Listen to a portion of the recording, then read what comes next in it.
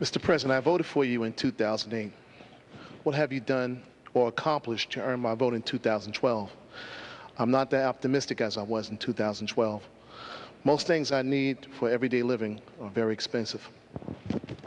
Well, we've gone through a tough 4 years. There's no doubt about it. But 4 years ago, I told the American people, and I told you, I would cut taxes for middle-class families. And I did. I told you I'd cut taxes for small businesses, and I have. I said that I'd end the war in Iraq, and I did. I said we'd refocus attention on those who actually attacked us on 9/11. And we have gone after al-Qaeda's leadership like never before, and Osama bin Laden is dead. I said that we would put in place health care reform to make sure that insurance companies can't jerk you around, and if you don't have health insurance, that you'd have a chance to get affordable insurance. And I have.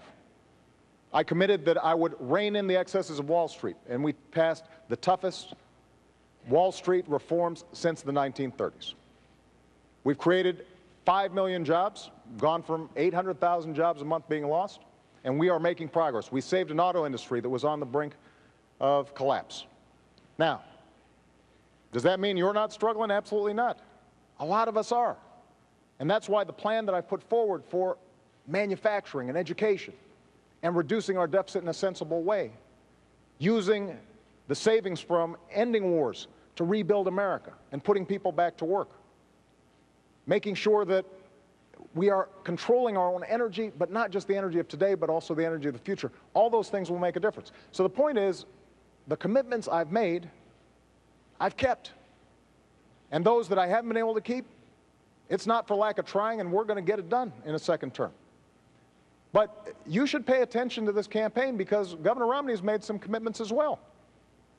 And I suspect he'll keep those too.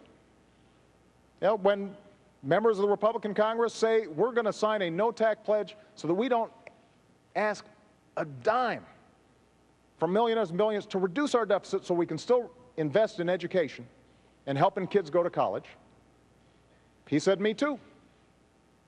When they said, we're going to cut Planned Parenthood funding, he said, me too.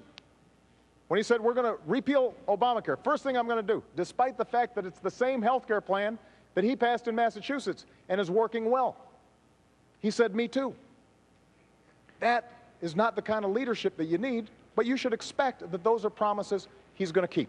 Mr. And President, the choice in this election is going to be whose promises are going to be more likely to help you in your life, make sure your kids can go to college, make sure that you are getting a good paying job, making sure that Medicare and Social Security will be there for you. Thank you. Governor. I think you know better. I think you know that these last 4 years haven't been so good as the President just described, and that you don't feel like you're confident that the next 4 years are going to be much better either. I can tell you that if you were to elect President Obama, you know what you're going to get. You're going to get a repeat of the last 4 years. We just can't afford 4 more years like the last 4 years. He said that by now we'd have unemployment at 5.4%. The difference between where it is and 5.4% is 9 million Americans without work. I wasn't the one that said 5.4%. This was the President's plan. Didn't get there. He said he would have by now put forward a plan to reform Medicare and Social Security because he pointed out they're on the road to bankruptcy. He would reform them. He'd get that done. He hasn't even made a proposal on either one. He said in his first year he'd put out an immigration plan that would deal with our immigration challenges. Didn't even file it. This is a president who has not been able to do what he said he'd do. He said that he'd cut in half the deficit. He hasn't done that either. In fact, he doubled it. He said that by now middle-income families would have a reduction in their health insurance premiums by $2,500 a year. It's gone up by $2,500 a year. And if Obamacare is passed or implemented, it's already been passed, if it's implemented fully, it'll be another $2,500 on top. The middle class is getting crushed under the policies of a president who has not understood what it takes to get the economy working again. He keeps saying, look, I've created 5 million jobs. That's after losing 5 million jobs. The entire record is such that the unemployment has not been reduced in this country. The unemployment, the number of people who are still looking for work, is still 23 million Americans. There are more people in poverty, 1 out of 6 people in poverty.